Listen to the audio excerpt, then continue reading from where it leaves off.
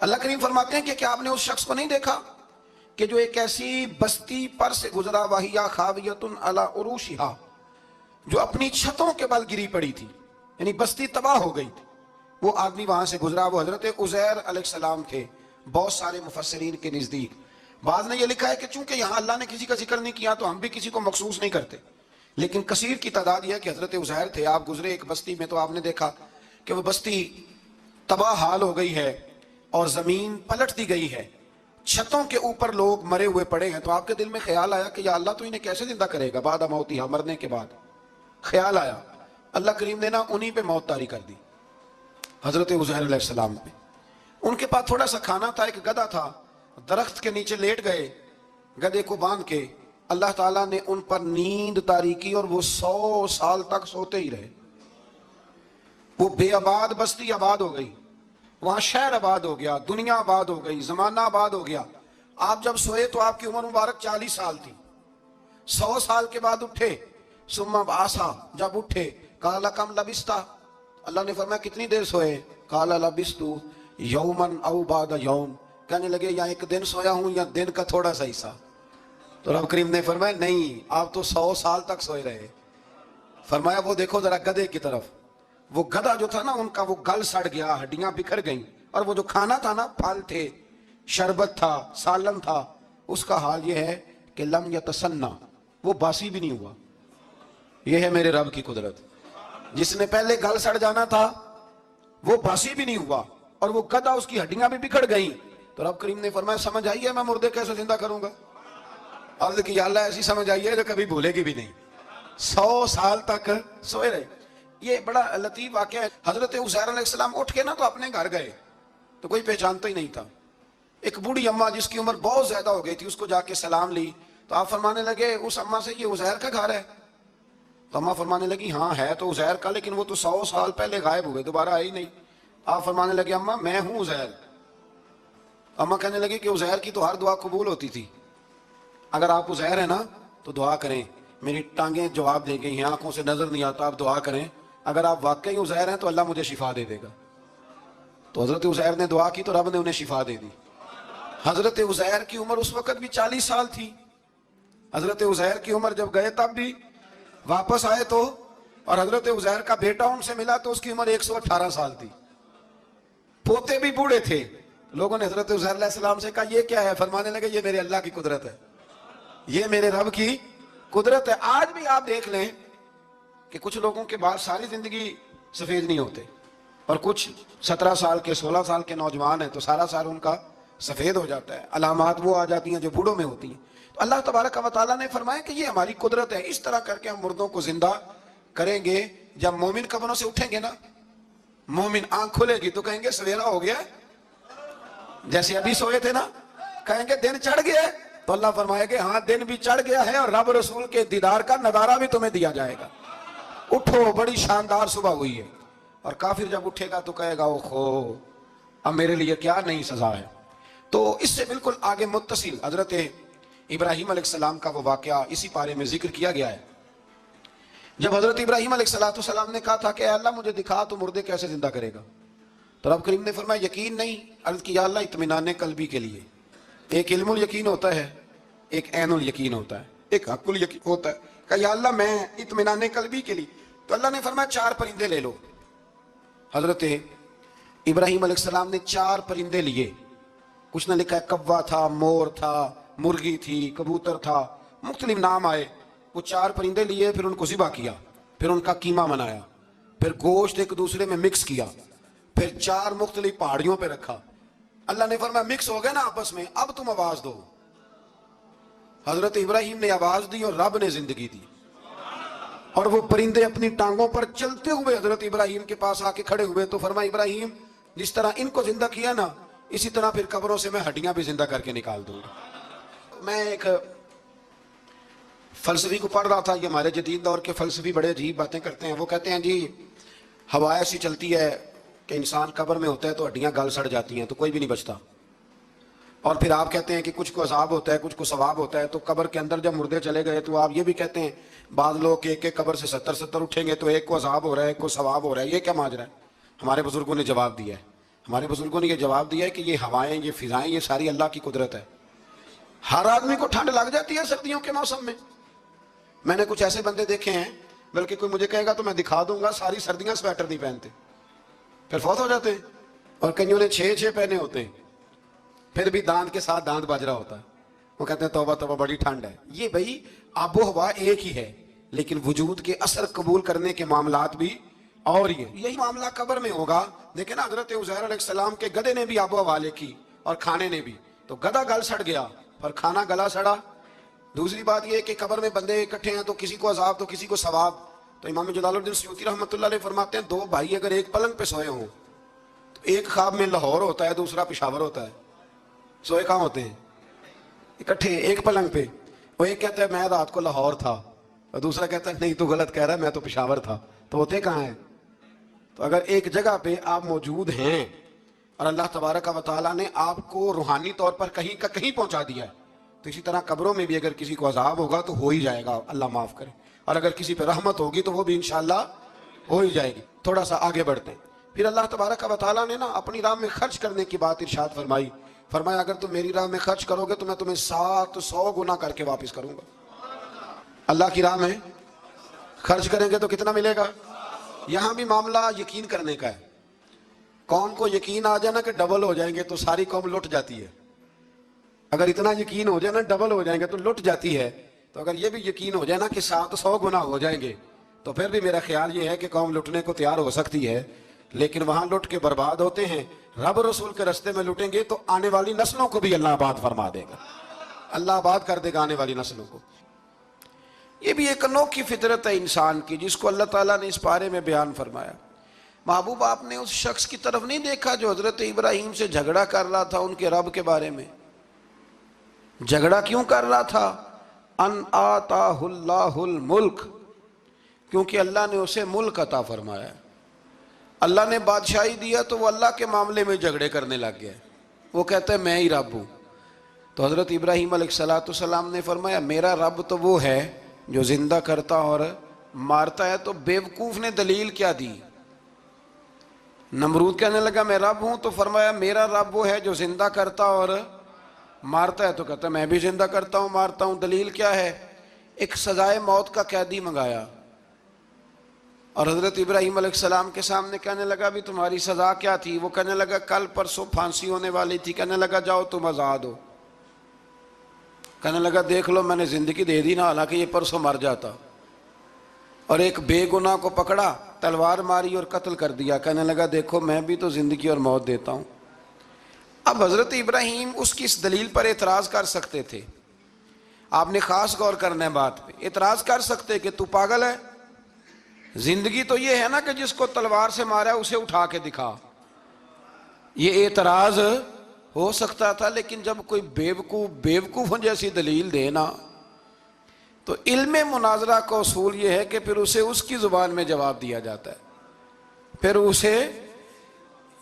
اس کو یہ نہیں آپ کہیں گے کہ یہ تو نے کیا کیا۔ اب جس طرح کا منہ ہوگا تھپڑ بھی، یہ بزرگوں کی مثالیں ہیں نا، تو اس نے کہا جی دیکھو میں نے بھی بندہ ایک زندہ کر دیا ایک مار دیا ہے۔ اب یہ اس کی بیوقوفوں جیسی دلیل تھی، لیکن چونکہ بندہ ہی بیوقوف تھا تو اس کی اس کو سمجھ نہیں آنی تھی، تو حضرت ابراہیم نے دلیل بدل لی اور آپ فرمانے لگے چلو پھر اگر یہی بات ہے تو میرا رب وہ ہے جو سورج کو مشرق سے نکالتا ہے اور مغرب میں غروب کرتا ہے۔ تو اگر رب ہے نا تو اس طرح کر فاتی بہا من المغرب، تو اسے مغرب سے نکال۔ چل یہ تو نے زندہ مردہ کر کے دکھا دیا نا، تو مغرب سے نکال۔ فبہت الذی کفر، تو کافر پریشان ہو گیا، اس لیے کہ وہاں سے نکال سکتا نہیں تھا۔ تو جب آپ کسی سے گفتگو کرتے ہیں نا تو الجھے نہیں، بات ایسی کریں جس کا کوئی جواب موجود نہ ہو۔ یہاں مفسرین نے ایک بڑی شاندار بات لکھی ہے۔ مفسرین کہتے ہیں کہ اگر وہ یہ کہہ دیتا نا یہاں پہ، کیونکہ بیوقوف تھا نا کہہ نہیں سکا، اگر کہہ دیتا نا کہ مشرق سے تو میں نکالتا ہوں، تو آپ اپنے رب سے کہیں وہ مغرب سے نکالے، تو مفسرین کہتے ہیں اگر حضرت ابراہیم فرما دیتے نا تو رب کریم نے سورج مغرب سے بھی نکال دینا تھا، لیکن فبہت الذی کفر، وہ یہیں پہ نہ رہ گیا۔ اللہ کے بندے ہیں نا. امام اعظم ابو حنیفہ رحمت اللہ علیہ کے سامنے ایک دہری آ گیا, وہ کہتا تھا کہ ساری مخلوق خود بخود بنی ہے. تو امام صاحب نے بھی علم مناظرہ کے ساتھ اس کے ساتھ گفتگو کی. وہ کہنے لگا جی خود بن گیا سارا کچھ. تو امام صاحب کہنے لگے چل چھوڑ, کل بات کریں گے تیرے ساتھ. وہ کل دوبارہ آیا تو امام اعظم دریا کے کنارے کھڑے تھے. کہنے لگا امام صاحب بڑے پریشان کھڑے ہو. تو آپ فرمانے لگے پریشان اس لیے ہوں کہ میں نے عجیب ہی نظارہ دیکھا ہے. ابھی ابھی ایک درخت خود بخود کٹا ہے اور خود بخود اس کے تختے بن گئے, خود بخود رندا چلا ہے, خود بخود کشتی بن گئی ہے, خود بخود دریا میں اتری ہے, اور خود بخود کچھ بندوں کو ادھر لے کے آنے لگ گئی ہے, کچھ کو یہاں سے ادھر لے کے جانے لگ گئی ہے, سارا کچھ خود. وہ کہنے لگا حضور سیانے بیانے بندے ہیں, کبھی کشتی بھی خود بخود بنی ہے, کبھی بندے خود بخود ادھر سے ادھر بھی گئے ہیں. آپ فرمانے لگے کشتی خود بخود نہیں بن سکتی تو اتنی بڑی کائنات خود بخود کیسے بن گئی؟ اور اگر بندے ادھر سے ادھر خود بخود نہیں آ سکتے تو بتا یہ سورج اور چاند خود بخود ادھر سے ادھر کیسے روز چلے جاتے ہیں؟ تھوڑی دیر چپ رہا, پھر آ کے امام اعظم کے ہاتھ چومے اور کہنے لگا آپ نے تو کمال کر دیا, میرا ذہن صاف ہو گیا, مجھے کلمہ پڑھائیں, میں بھی مدینے والے محبوب کا غلام بن جاتا. تو پکی دلیلوں کے ساتھ گفتگو کرتا ہے قرآن پاک, پکی دلیلیں. یہ آیت سبق یہ دیتی ہے کہ آپ کسی سے بات کریں تو, اب چونکہ سپارہ لمبا ہے بات رہ نہ جائے, پر یہ مضمون اتنا شاندار ہے کہ میرا یہاں رکنے کو دل کرتا ہے. وہ ہمارا نظریہ یہ ہے کہ امام کے پیچھے سورۃ فاتحہ نہیں پڑھنی, اگرچہ جو پڑھتے ہیں اس پر کوئی سخت فتویٰ نہیں ہم دیتے, بعض آئمہ پڑھتے ہیں, لیکن سمجھانے کے لیے. امام اعظم ابو حنیفہ رحمۃ اللہ علیہ کی رائے ہے کہ امام کے پیچھے سورۃ فاتحہ نہیں پڑھنی. ہمارے پاس دلیل ہے, قرآن کہتا ہے جب قرآن پڑھا جائے تو خاموشی سے سنو, اور حضور کا فرمان موجود ہے مصنف ابن ابی شیبہ میں کہ امام کی قرات ہی مقتدی کی قرات ہے. بزرگ کہتے ہیں کہ دلیل اس طرح کی دو کہ سامنے والے کے ذہن تک بات پوری اتر جائے, آپ اسے سمجھا پائیں. امام صاحب نے جب یہ بات ارشاد فرمائی تو کچھ لوگ آپ سے مناظرہ کرنے آ گئے, 15-20 لوگ تھے. ایک ادھر سے بولتا پڑھنی چاہیے صورت امام کے پیچھے, ایک ادھر سے بولتا پڑھنی چاہیے, ایک ادھر سے بولتا. تو امام اعظم ابو حنیفہ فرمانے لگے تم سارے پڑھے لکھے لوگ ہو, یہ گفتگو کا طریقہ ہے؟ اس طرح بات کرتے ہیں کسی کے سامنے؟ میں اکیلا ہوں اور تم 15 لوگ ہو, کوئی ادھر سے بولتا ہے کوئی ادھر سے بولتا ہے, طریقہ کرو کوئی بات کا. وہ چپ کر گئے, کہنے لگے ویسے ٹھیک تو ہے, ہم تو غیر مہذب ہو گئے. تو امام صاحب کہنے لگے ایک بندے کو منتخب کرو, وہ میرے سامنے آئے. انہوں نے ایک بندہ منتخب کر لیا. وہ کہنے لگا جناب یہ ہمارا نمائندہ ہے, یہ اگر جیت گیا تو ہم سارے جیت گئے, یہ اگر ہار گیا تو ہم سارے. تو امام صاحب کہنے لگے کیوں منتخب کیا؟ کہنے لگے جی سارے بولیں گے تو سمجھ نہ آئے گی کوئی کیا کہہ رہا ہے, کوئی کیا کہہ رہا ہے, کوئی کہاں ہے کوئی کہاں ہے. تو امام صاحب کہنے لگے میرا بھی مسئلہ یہی ہے, ایک الحمدللہ رب العالمین پہ ہے اور دوسرا صراط الذین انعمت علیہم پہ ہے. تو میں بھی کہہ رہا ہوں کہ جو امام آگے لگا لیا نا اس پر اعتبار کرو, اس پر اعتبار کرو. تو دلیل وہ دیں کہ جو دلیل سامنے والے کے ذہن میں اتر جائے. چلیں جی تھوڑا آگے چلتے ہیں.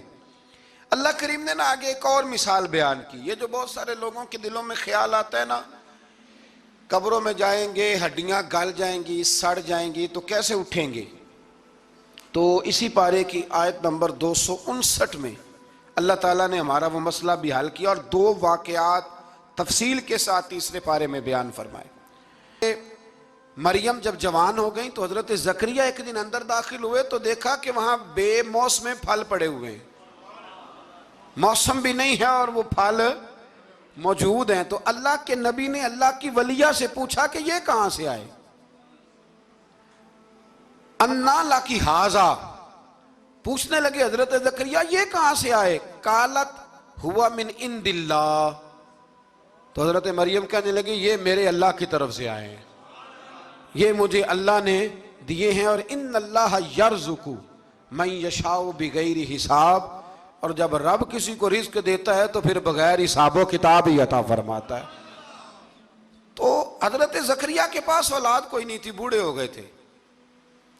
جب دیکھا نا کہ اللہ کی ولیہ کو اللہ نے بے موسم پھل دے دیے ہیں تو خیال آیا کہ میں بھی بوڑھا ہوں, میری بیوی بھی بوڑھی ہے, تو اگر رب اپنی ولیہ کو بے موسم پھل دے سکتا ہے اور دیتا ہے اپنے کرم سے، تو اپنے نبی کو بھی تو بغیر موسم کی اولاد دے ہی سکتا ہے نا۔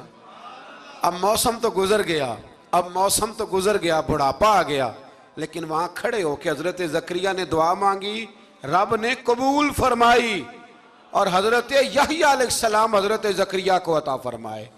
تو میرے دوستو، تھوڑا سا آگے جب ہم اس پارے میں چلتے ہیں تو اللہ تبارک و تعالیٰ نے دو باتیں ارشاد فرمائیں۔ ایک تو ارشاد فرمایا کہ شیطان تمہیں نا دو چیزوں کے بارے میں اکثر ورگلاتا ہے۔ ایک تمہیں کہتا ہے کہ کنجوسی کرو، فقر تنگ دستی ہو جائے گی اگر خرچ کرو گے، اور دوسرا تمہیں کہتا ہے بے حیائی کرو۔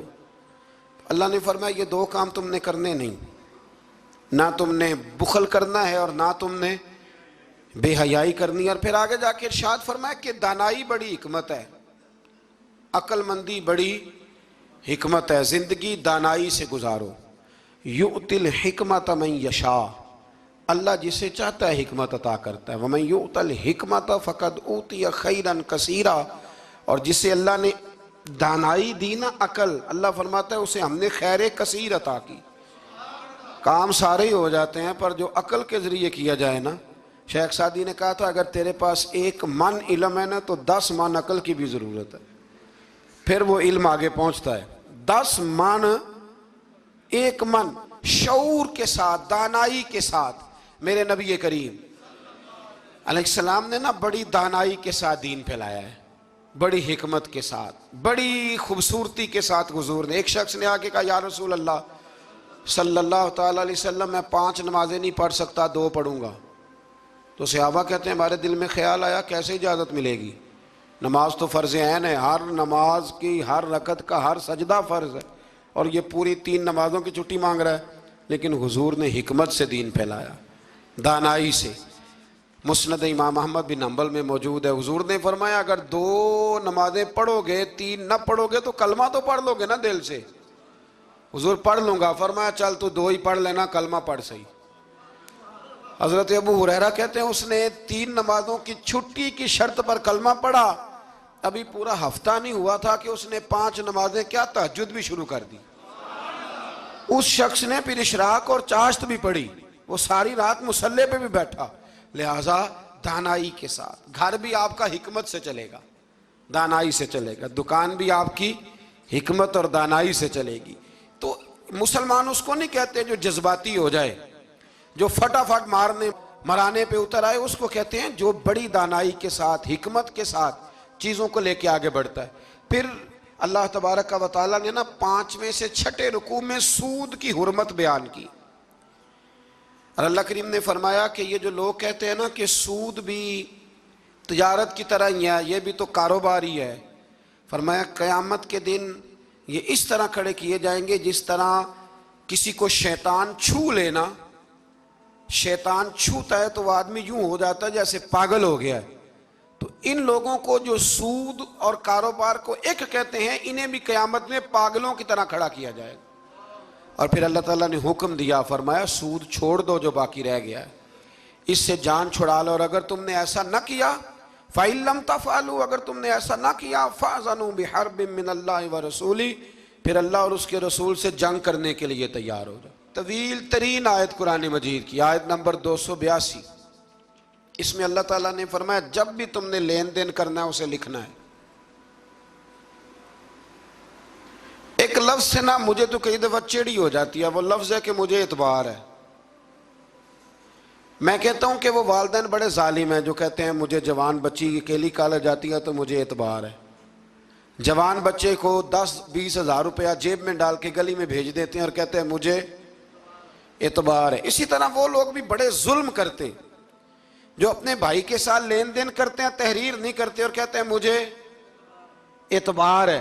اللہ کو بھی تو اعتبار ہے نا اپنے بندوں پہ، تو رب فرماتا ہے میرے بندو جب لین دین کرو تو اسے لکھ لو۔ یہ قرآن کا حکم ہے، یہ میرے رسول کی سنت ہے، یہ میرے نبی کا طریقہ ہے۔ جب بھی لین دین کریں اسے تحریر کریں، اسے طے کریں، اچھے طریقے سے نوٹ کریں، تاکہ وہ کسی جگہ پہ جا کے بھی کوئی معاملہ بھی کمزوری کا باعث نہ بنے۔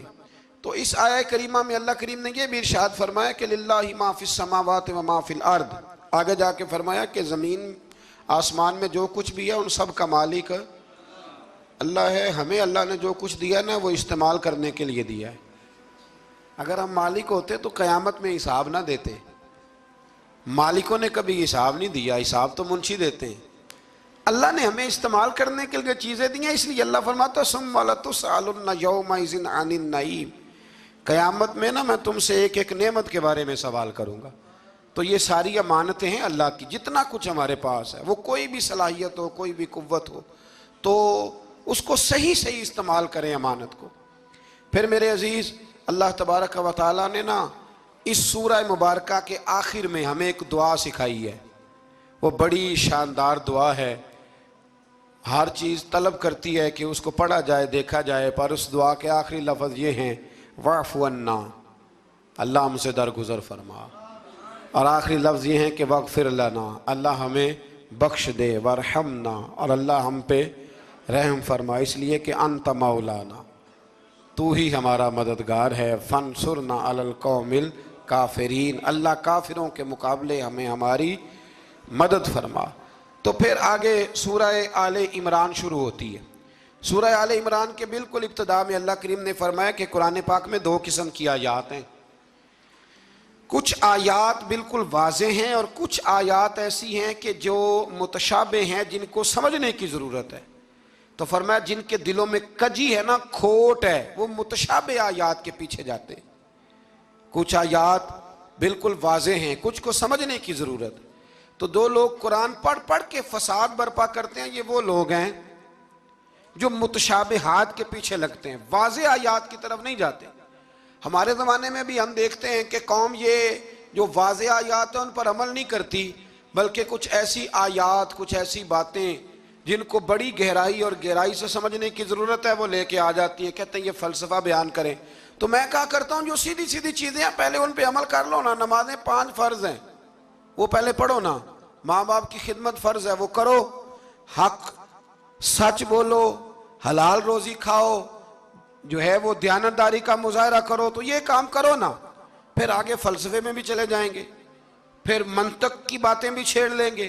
تو جو واضح واضح چیزیں ان پر تو عمل کر لیں. وہ باریکیوں میں جانا، پہیلیاں جو ہے وہ بجھانا اور بڑی بڑی عجیب باتیں کرنا، ان سے نکلیں. اللہ تبارک و تعالی ہمیں سمجھنے کی توفیق عطا کرے. پھر اس سے آگے جا کے نا تو اللہ تبارک و تعالی نے اسی آیہ کریمہ کے اندر حضرت مریم کا ذکر فرمایا ہے. جناب مریم سلام اللہ علیہا اللہ تبارک و تعالی کی وہ پاک باز بندی ہیں جن کی ماں نے منت مانگی تھی کہ اللہ اگر تو مجھے بچہ دے گا نا تو میں وہ تیرے رستے میں دے دوں گی. یہ حضرت عمران علیہ السلام کی صاحبزادیاں جناب مریم اللہ کی ولیاں ہیں. عورت نبی ہو سکتی، یہ کیا ہیں؟ اللہ کی ولیہ. تو حضرت مریم جب وہ بچہ پیدا ہوا ان کی ماں نے منت مانگی تھی. یہ قرآن مجید ہے، یہ 3 پارہ ہے اور اس کی جو آیات ہیں وہ ہیں آیت نمبر 34-35. اس سے آگے جب آپ چلیں گے تو یہ سارا مضمون سورہ آل عمران میں آپ کو ملے گا. تو جب آپ کی ولادت ہوئی تو بیٹی پیدا ہو گئی. تو اب حضرت جناب مریم سلام اللہ علیہا کی جو والدہ تھی نا وہ ان کو لے گئی جناب زکریا علیہ السلام کے پاس. وہ ان کے خالو تھے. کہا میں نے منت مانگی تھی کہ میں بچہ ہوگا تو مسجد کے لیے وقف کروں گی، تو اللہ نے بچی دی ہے. تو حضرت زکریا نے جناب مریم کے لیے اوپر چھت پہ ایک محراب بنا دیا. وہ محراب کے اندر رہتی تھی، وہاں عبادت کرتی تھی. حضرت زکریا آپ کے خالو بھی تھے، اللہ کے پیغمبر بھی تھے. وہ وہاں بیٹھا کرتے تھے اور ان کی پرورش کرتے، کھانے پینے کا خیال کرتے. بڑی خاص بات ہے. آگے جا کے نہیں آیات میں ارشاد فرمایا کہ ہم نے جناب مریم کو بغیر شادی کے بیٹا بھی عطا کیا، اور بیٹا بھی وہ عطا کیا کہ جو اللہ کے نبی ہے، اور بیٹا بھی وہ دیا جنہوں نے پنگوڑے میں باتیں کرنی شروع کر. یہ میری خواہش ہے کہ یہ آیتیں آپ نے ضرور پڑھنی ہیں. یہ آیت نمبر 39 اور 40 انہی پر میں بھی بات ختم کر رہا ہوں. حضرت عیسیٰ کی شان رب کریم نے بیان فرمائی. یہ اللہ کا قرآن ہے، یہ اللہ کا قرآن ہے. ان کی شان کیا ہے کہ حضرت عیسیٰ علیہ السلام فرماتے ہیں کہ میں نا مٹی کی مورت بناتا ہوں، پھر اس میں پھونک مارتا ہوں. مٹی کا پرندہ بنا کے اس میں پھونک مارتا ہوں میں. پھونک حضرت عیسیٰ مارتے ہیں اور جناب عیسیٰ کہتے ہیں وہ اللہ کے حکم سے اڑنا شروع کر دیتا ہے. پھونک کس نے ماری؟ اڑایا کس نے؟ وہ اتنی سی بات ہے، اس کو سمجھ لیں. حضرت عیسیٰ کہتے ہیں میں مٹی کی مورت بنا کے اس میں پھونک مارتا ہوں تو اللہ کے حکم سے زندہ ہو جاتی ہے، اڑنے لگتی ہے. حضرت عیسیٰ فرماتے ہیں میں تندرست کرتا ہوں مادرزاد اندھوں کو، لا علاج کوڑوں کو، اور میں مردے بھی زندہ کرتا ہوں، کرتا اللہ کی اجازت کے ساتھ ہوں. اور اسی آیت میں حضرت عیسیٰ فرماتے ہیں کہ میں تمہیں بتاتا ہوں جو تم کھا کے آتے ہو، اور وہ بھی بتاتا ہوں جو تم گھر میں چھوڑ کے آتے ہو. تو حضرت عیسیٰ علیہ السلام مٹی کا پرندہ بنا کے پھونک ماریں تو رب اس میں جان پیدا کر دے. مردے میں جان بھی پیدا کرتے ہیں. اور پھر حضرت عیسیٰ مادرزاد اندھ اور کوڑوں کو آنکھیں بھی دیتے ہیں اللہ کے حکم سے. اور پھر حضرت عیسیٰ علیہ السلام مردہ بھی زندہ کرتے ہیں اس کے اذن سے. جو کھا کے آتے ہیں وہ بھی بتاتے ہیں، جو چھوڑ کے آتے ہیں وہ بھی بتاتے ہیں. تو یہ تو حضرت عیسیٰ کی شان ہے. یہ حال ہے ان کے غلاموں کا، تو میری سرکار کا عالم کیا ہوگا؟ میری سرکار کا عالم کیا ہوگا؟ ایک جملہ میرے اعلیٰ حضرت کا، اور بات بڑی اعلیٰ. فرمانے لگے حضرت عیسیٰ علیہ السلام تو پھونک مار کے مردہ زندہ کرتے ہیں نا، تو فرماتے ہیں میرے نبی تو ایک نظر دیکھ لیں تو مردہ دل کو زندہ کر دیا کرتے. مردہ دل. اور پھر ایک حدیث سن لیں تاکہ بات اور واضح ہو جائے. حضور نے فرمایا علماء امتی کا انبیاء بنی اسرائیل، میری امت کے علماء بھی اسی طرح ہوں گے جس طرح بنی اسرائیل کے نبی ہوتے تھے. تو اگر حضرت عیسیٰ کے اندر یہ طاقت ہے تو میرے محبوب کے غلاموں میں بھی بڑی طاقت ہے. حضرت آصف بن برخی اگر تخت لا سکتے ہیں تو غوث اعظم بھی بیڑی اوپر اٹھا لیتے ہیں. اس لیے عقیدہ اور نظریہ قرآن ہے، حدیث ہے. ہم چونکہ پڑھتے نہیں، توجہ نہیں کرتے، تو لوگ ہمیں فٹافٹ، آپ یقین کریں بڑے صاف ستھرے انداز میں لوگ آ کے کہتے ہیں جی دیکھو جی یہ کدھر سے آ گیا. تو میں نے کہا یہ اللہ کا قرآن ہے، اور قرآن میں نہ ہو ہمیں بات کرنے کی کیا ضرورت ہے. یہ سارے عقائد اور نظریات وہ ہیں جو رب کریم نے خود قرآن مجید میں ہمیں عطا فرمائے ہیں. اللہ آپ کو خوش رکھے، بابرکت رکھے. آخر دعوانا الحمد. سارے میرے ہی ہیں، لیکن جب میں فضل کرتا ہوں تو کسی کو کسی پر فضیلت عطا کر دیتا ہوں. ارشاد فرمایا تلک الرسل، یہ رسولوں کی جماعت ہے. فضلنا بعضهم علی بعض، پر ہم نے بعض کو بعض پر فضیلت عطا کر دی. پہلی آیت تیسرے سپارے کی. رسول ہونے میں، نبی ہونے میں سارے برابر ہیں، پر ہم نے بعض کو بعض پر فضیلت دے دی. فرمایا منہم من کلم اللہ ورفع بعضهم درجات. کیا خوبصورت انداز ہے. ارشاد فرمایا جا رہا ہے کہ ان میں سے کچھ ایسے ہیں جن سے اللہ نے کلام فرمایا ہے، اور بعض ایسے ہیں جنہیں اللہ نے درجوں میں اس سے بھی زیادہ بلندی عطا فرما دی. کوئی رہ فلک کو تیار گیا، تے کوئی جا سدرات ہار گیا. ایک کالیاں زلفاں والا سی جڑا لنگر شاہ تو بھی پار گیا. انداز دیکھیے. فرمایا کچھ سے کلام کیا اور کچھ کو پھر میرے رب نے درجوں میں اور بلندی عطا فرما دی.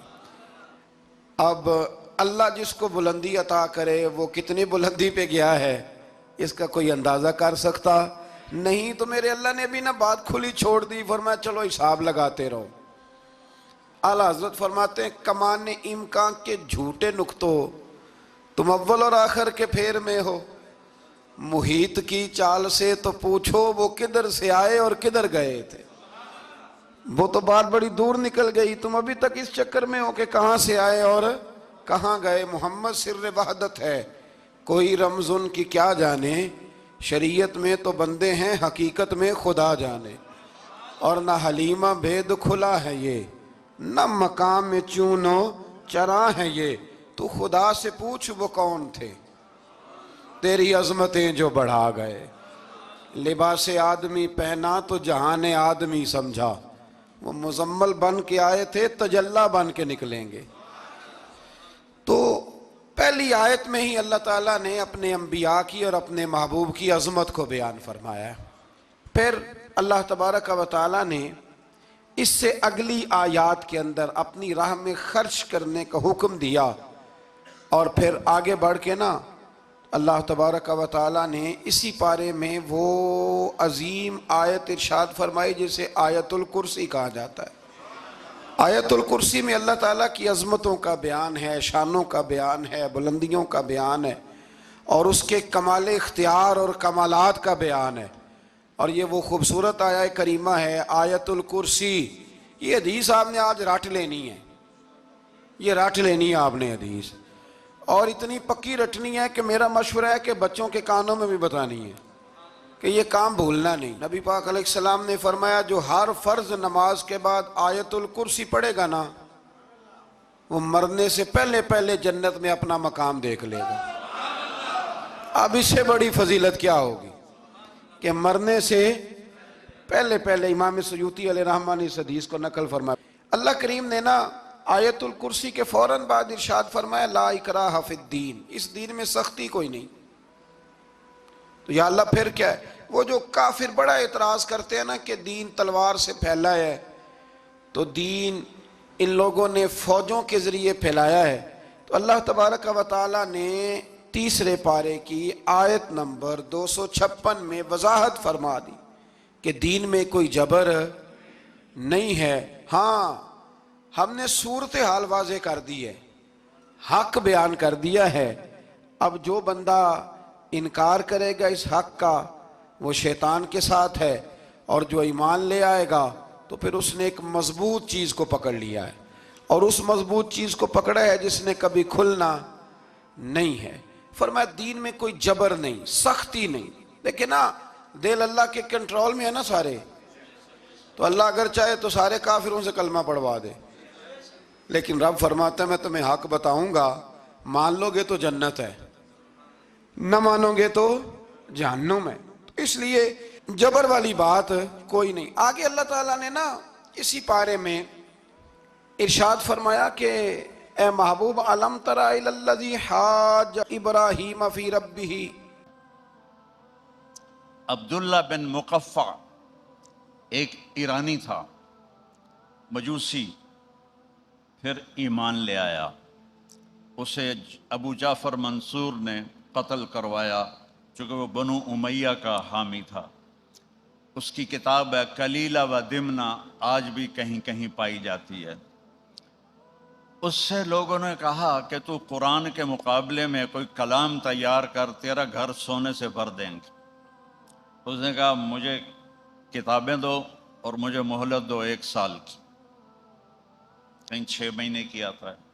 تو وہ 6 مہینے یا 1 سال گھر سے باہر نہیں نکلا، لکھے پھاڑے لکھے پھاڑے لکھے پھاڑے، آخر 1 سال یا 6 ماہ کی محنت کے بعد اس نے ایک کلام تیار کیا کہ یہ قرآن کے مطابق ہے۔ گھر سے نکلا آج پہلی دفعہ، گلی میں سے گزرا، ایک گھر کے کمرے کی کھڑکی گلی میں کھلتی تھی، اس کھڑکی کے پیچھے ایک بچی قرآن کھول کے پڑھ رہی تھی۔ یہ یوں گزرا اور اس بچی نے یہ آیت پڑھی وَقِيلَ يَا أَرْضُ ابْلَعِي مَاءَكِ وَيَا سَمَاءُ أَقْلِعِي وَغِيضَ الْمَاءُ وَقُضِيَ الْأَمْرُ وَاسْتَوَتْ عَلَى الْجُودِيِّ وَقِيلَ بُعْدًا لِلْقَوْمِ الظَّالِمِينَ۔ تو وہ ایسے کانپ گیا، کہنے لگا یا ویلک، تیری بربادی، تیرے 6 ماہ کی محنت کو تو ان چند بولوں نے توڑ کے رکھ دیا۔ واپس گیا اور جا کے سارا اس سے لکھا پھاڑ دیا اور کلمہ پڑھ کے ایمان لے آیا۔ یہ قرآن کی افصح آیت کہلاتی ہے، افصح آیت فی القرآن، کہ اس میں 19 الفاظ ہیں اور 21 اقسام بلاغت ہیں جو اللہ کے سوا کوئی نہیں کر سکتا۔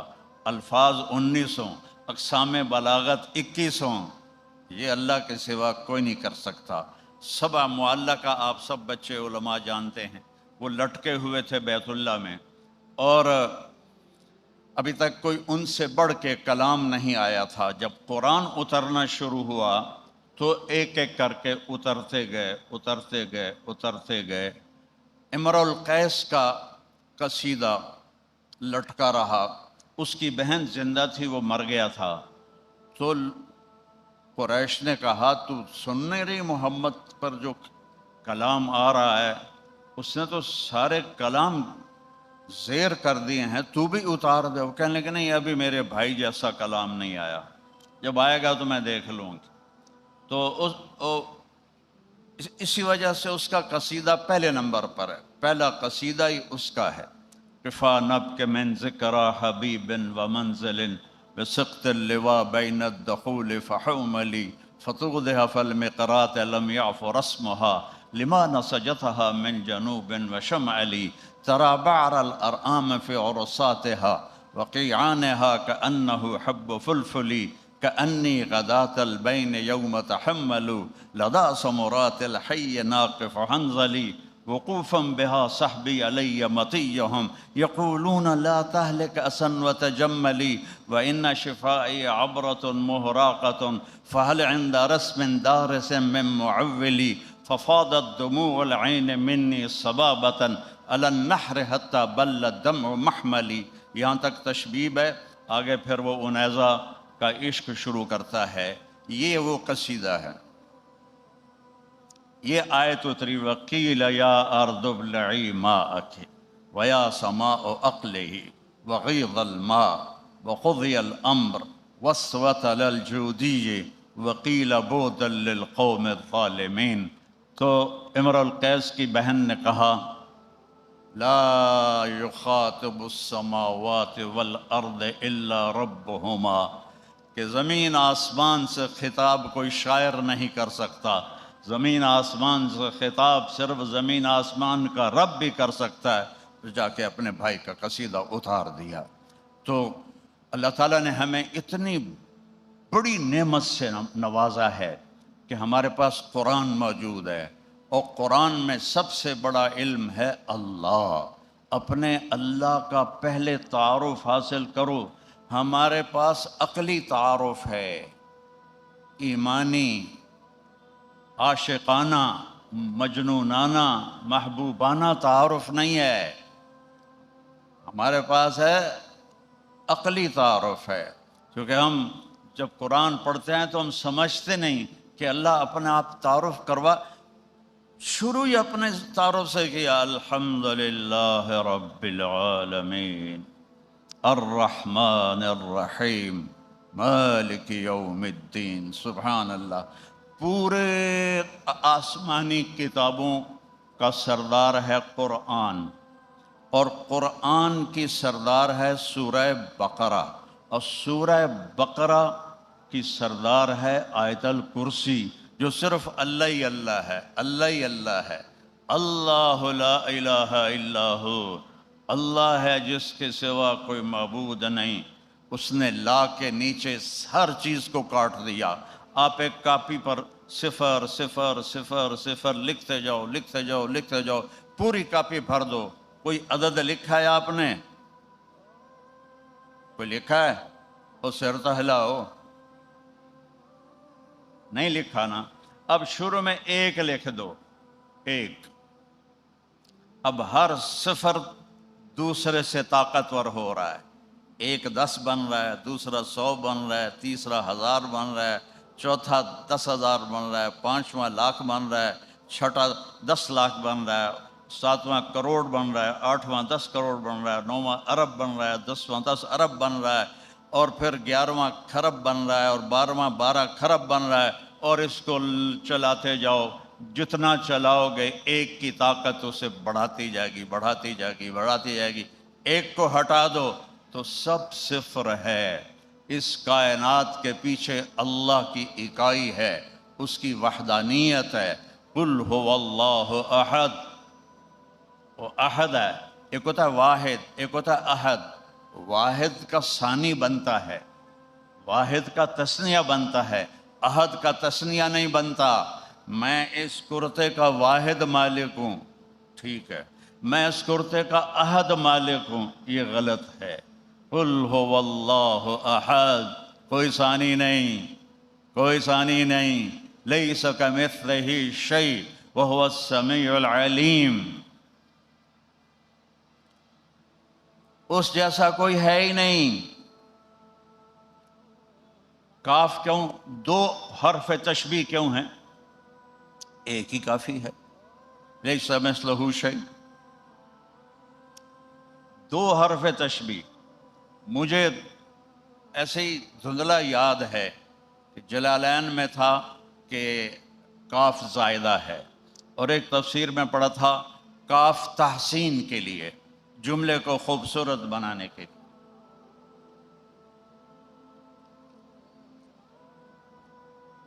یہ میں نے کسی تفسیر میں نہیں پڑھا جو میں آپ کو بتانے لگا ہوں، یہ عربی ذوق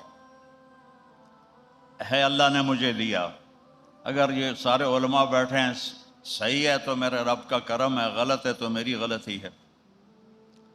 جب کسی کو صفات میں تشبیہ دی جاتی ہے تو کاف بولا جاتا ہے، اور جب کسی کو ذات میں تشبیہ دی جاتی ہے تو مثل بولا جاتا ہے۔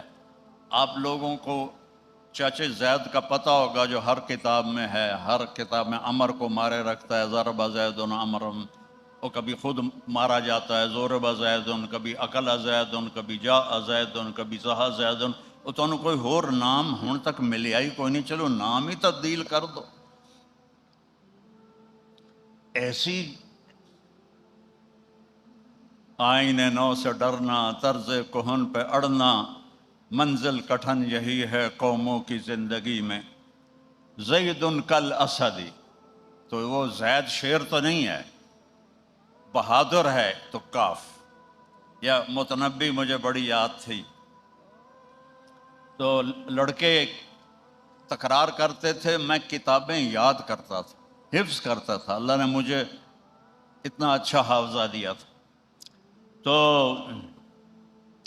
وہ کیا ہے، یا لائم کف الملام عن الذی اضناہ طول سقامہ و شقائہ، تو ابھی تک مجھے اس کا پہلا وہ شعر یاد ہے۔ تو وہ سیف الدولہ کی تعریف کرتا ہے، کالشمس فی کبد السماء وضوءها یغشی البلاد مشارقا و مغاربا۔ اب وہ سیف الدولہ کی بادشاہی کو بتا رہا ہے، تو کہتا وہ تو سورج کی طرح ہے جو پوری دنیا پہ چھائی ہوئی ہے۔ کالبدر حیث اتجہت یہدی الی عینیک نورا ثاقبا، وہ تو 14ویں کے چاند کی طرح ہے۔ اب اس کا حسن بتانا چاہتا ہے کہ جدھر دیکھو گے اس کی ٹھنڈی ٹھنڈی نورانیت تمہیں دکھائی دے گی۔ پھر اب اس کو سخاوت اس کی بتانا چاہتا ہے، تو کالبحر یقذف للقریب لآلیا جودا ویبعث للبعید صحائبا، وہ تو سمندر ہے، قریب جاؤ تو موتی دیتا ہے، دور جاؤ تو یہ بارش دیتا ہے۔ بارش تو اللہ ہی دیتا ہے، اور شاعروں کے بھی عجبی ہیں، ان کے خدا بادشاہ ہی ہوتے تھے۔ تو اب کل شمس صفت میں تشبیہ ہے، کل بدر صفت میں تشبیہ ہے، کل بحر صفت میں تشبیہ ہے، اور جب ذات میں تشبیہ دی جاتی ہے تو مجھے یہ مقامات سے چابی ملی کہ ابو زید سروجی نے کہا مقام ابرا میں، انا السروجی وہذا ولدی، انا السروجی، غور سے سننا، وہذا ولدی، میں سروجی ہوں، یہ میرا بیٹا ہے۔ والشبل فی المخبر مثل الاسدی، کل اسدی نہیں کہا، مثل الاسدی، چونکہ اب ذات میں تشبیہ ہے، اب صفت میں نہیں، ذات میں تشبیہ دے رہا ہے۔ والشبل فی المخبر مثل الاسدی، تو مثل اور کاف قرآن میں کوئی حرف زائد نہیں ہے، کوئی مہمل نہیں ہے، کوئی زائد نہیں ہے، کوئی مہمل نہیں ہے، ہر حرف اپنی جگہ پہ، ہر لفظ اپنی جگہ پہ ایک حقیقت کے ساتھ موجود ہے۔ تو لیس کا، کوئی نہیں اللہ کی صفات میں اس جیسا، مثل ہی، کوئی نہیں ذات میں کوئی اس جیسا، نہ کوئی صفات میں اس جیسا ہے، نہ کوئی ذات میں اس جیسا ہے۔ وہ اپنے آپ میں کیسا ہے؟ لا الہ الا ہو۔ وہ اپنے آپ میں کیسا ہے؟ الحی القیوم، وہ اپنے آپ میں کیسا ہے؟ لا تأخذہ سنۃ ولا نوم، وہ اپنے آپ میں کیسا ہے؟ لہ ما فی السماوات وما فی الارض، وہ اپنے آپ میں کیسا ہے؟ من ذا الذی یشفع عندہ الا باذنہ، وہ اپنے آپ میں کیسا ہے؟ یعلم ما بین ایدیہم وما خلفہم، وہ اپنے آپ میں کیسا ہے؟ ولا یؤودہ حفظہما، وہ اپنے آپ میں کیسا ہے؟ وہو العلی العظیم، وہ اپنی ذات میں کیسا ہے؟ سبح للہ ما فی السماوات والارض وہو العزیز الحکیم، اس کی بادشاہی کیسی ہے؟ لہو ما فی السماوات ما فی الارض وہو العزیز الحکیم، وہ اپنے وجود میں کیسا ہے؟ هو الاول والآخر والظاہر والباطن وہو بکل شیء علیم، وہ اول، وہ آخر، وہ ظاہر، وہ باطن۔ اور میرے نبی نے فرمایا انت الاول فلیس قبلک شیء، وہ اول تیرے پہلے کچھ نہیں، وہ انت الآخر فلیس بعدک شیء، تو آخر تیرے بعد کچھ نہیں، انت الظاہر لیس فوقک شیء، اور تو بلند تیرے اوپر کچھ نہیں، انت الباطن فلیس دونک شیء، تو سب سے چھپا ہوا، تجھ سے چھپا ہوا کوئی نہیں ہے۔ اور ہمارے وہ امام طحاوی رحمہ اللہ کا عقیدہ طحاویہ، الاول بلا بدایہ والآخر بلا نہایہ، قدیم بلا ابتدا ودائم بلا انتہا، اس کا اول دیکھو تو کہیں سے شروع نہیں ہوتا، اس کا آخر دیکھو تو کہیں جا کے ختم نہیں ہوتا۔ لہو ما فی السماوات وما فی الارض وما بینہما وما تحت الثری، زمین آسمان فوق تحت، ادھر دیکھو تو اللہ کی قدرت، پیچھے دیکھو تو اللہ کی قدرت، ادھر دیکھو تو اللہ کی قدرت، ادھر دیکھو تو اللہ کی قدرت، بلند و بالا آسمان دیکھو تو اللہ اللہ پکارتا ہے، سورج کو دیکھو تو ایک ایک اس کی شعاع اللہ اللہ پکارتی ہے، چاند کی کرنوں کو دیکھو تو ایک ایک کرن اللہ اللہ پکارتی ہے، تاروں کی جھلملاہٹ کو دیکھو تو ایک ایک تارے کا جھلملانا اللہ اللہ پکارتا ہے، بارش کے قطروں کو دیکھو تو ایک ایک قطرہ اللہ اللہ پکارتا ہے، بادل کی گرج کو سنو تو وہ بھی اللہ اللہ پکارتا ہے، بجلی کی کڑک سنو تو وہ بھی اللہ اللہ پکارتی ہے، بلبل کا نواں سنو تو وہ بھی اللہ اللہ پکارتی ہے، چڑیا کی چہچہاہٹ سنو تو وہ بھی اللہ اللہ پکارتی ہے، سانپ کی پھنکار میں بھی اللہ اللہ کی آواز ہے، عقاب کی پرواز میں بھی اللہ اللہ کی پرواز ہے، تھنوں کے دودھ میں بھی اللہ اللہ کی پکار ہے، ایک ایک قطرے میں اللہ اللہ کی پکار ہے، ایک ایک دانے میں اللہ اللہ کی پکار ہے۔ فالق الحب والنوا، گٹھلی دانے کا پھاڑنے والا، امن خلق السماوات والارض وانزل لكم من السماء ماء فانبتنا به حدائق ذات بہجہ۔ ہے چل کہتا الہم اللہ نہیں، الہم اللہ نہیں، امن خلق السماوات والارض، کوئی بہت متکبر بول رہا ہے، امن خلق السماوات والارض وانزل لكم من السماء ماء فانبتنا به حدائق ذات بہجہ ما كان لكم ان تنبتوا شجرها الہم اللہ، ایسے جیسے آپ لوگ نعرے نہیں لگاتے، تو پھر میرا اللہ تو ہر تشبیہ سے پاک ہے۔ الہم اللہ، ہے کوئی تیرے اللہ کے سوا؟ لاؤ میدان میں، کوئی ہے تو لاؤ، کوئی ہے تو لاؤ۔ ھذا خلق اللہ فارونی ماذا خلق الذین من دونہ، یہ تو تیرے رب کی تخلیق ہے، آسمان کو بلند کیا، رفع السماوات۔ یہ دیکھو مفتی صاحب کی مسجد میں کتنے ستون ہیں، حالانکہ اور چھوٹا سا حال ہی ہے، کتنے ستون ہیں، اور میرا اللہ کہتا ہے یہ میرا آسمان ہے بغیر عمد، کوئی ستون نظر آتا ہے؟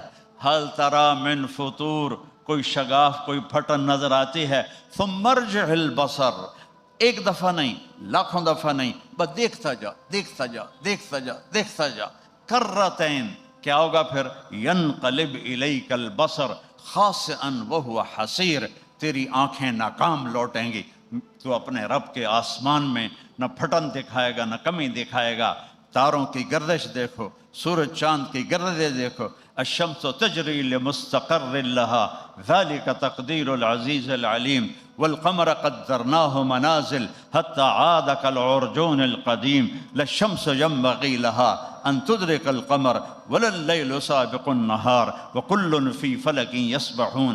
یہ آیات ہیں پڑھنے اور پڑھانے کی، یہ آیات ہیں سمجھنے اور سمجھانے کی کہ اللہ کو تو سمجھو۔ دیکھو نا، جس کو آپ جانتے ہی نہیں، آپ اس کی بات کو کیا وزن دو گے؟ جس کے آپ کے دل میں ہیبت ہوگی اس کی بات کا وزن ہوگا۔ تو اللہ کو تو جانتے ہی نہیں ہیں،